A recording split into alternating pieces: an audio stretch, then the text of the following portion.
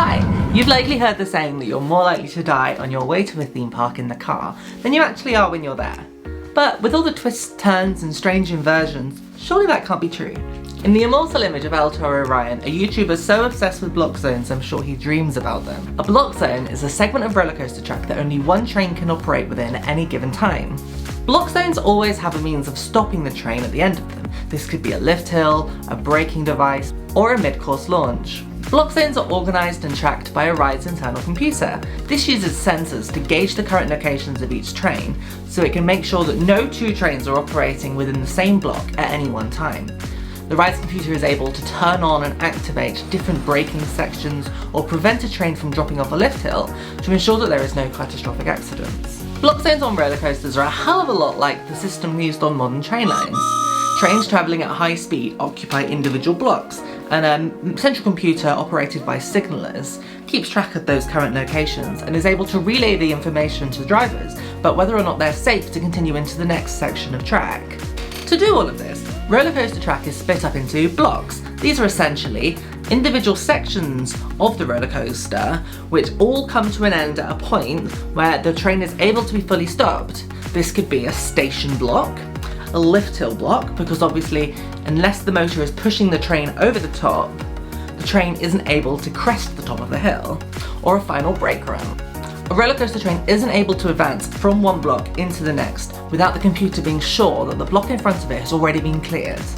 Block zones include all track between one stopping device and the next stopping device. So, from the top of the lift hill into the final brake run could be counted as an entire block zone if, between the top of the lift hill and the final brake run, there is no other means of fully stopping a train.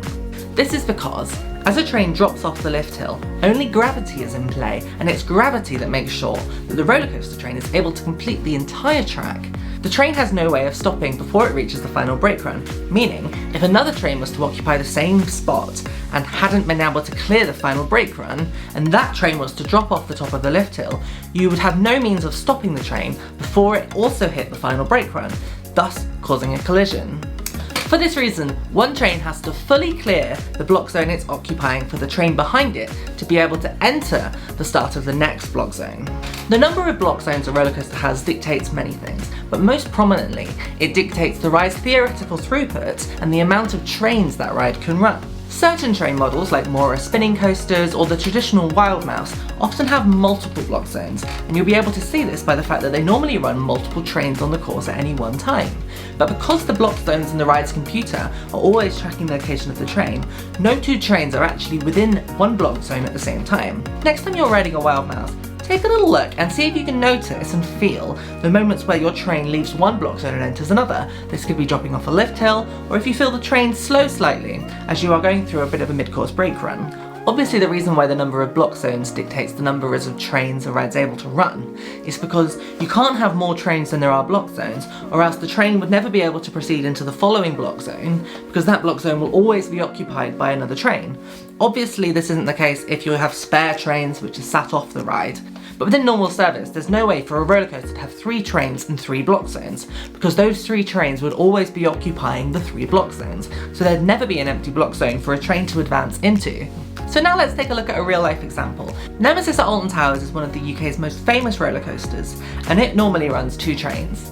The ride typically can be broken down into block zones, just like other roller coasters, and we can see that the ride has a brake run, a station, and a lift hill. So there's 3 means of stopping the train, meaning that the first block would go from the very start of the station through to the end of the station. The second block would be from the end of the station / the bottom of the lift hill up to the top of the lift hill, and obviously this is able to stop a train halfway up if it needs to. And then from the top of the lift hill through to the end of the final brake run, because obviously between the top of the lift hill and the end of the final brake run, there is no other means of stopping the train.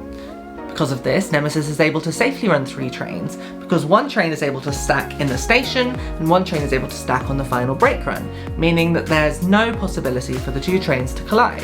And when I talk about stacking, I mean the ability for a ride to hold different trains at different points. So you could say a ride is stacking when you have a train being loaded in the station and a train waiting to enter the station in the final brake run. It's very uncommon for accidents to happen on roller coasters. As I'm sure you're now aware, block zones operate in such a way that they are more or less foolproof in general operation. However, there are some instances where things can go wrong. Most notably, an accident that happened on the Smiler Alton Towers involved two trains colliding in the middle of the course. One of the trains hadn't been able to clear a certain block zone, and another train was dispatched from the top of the train and it collided into the back of the other train.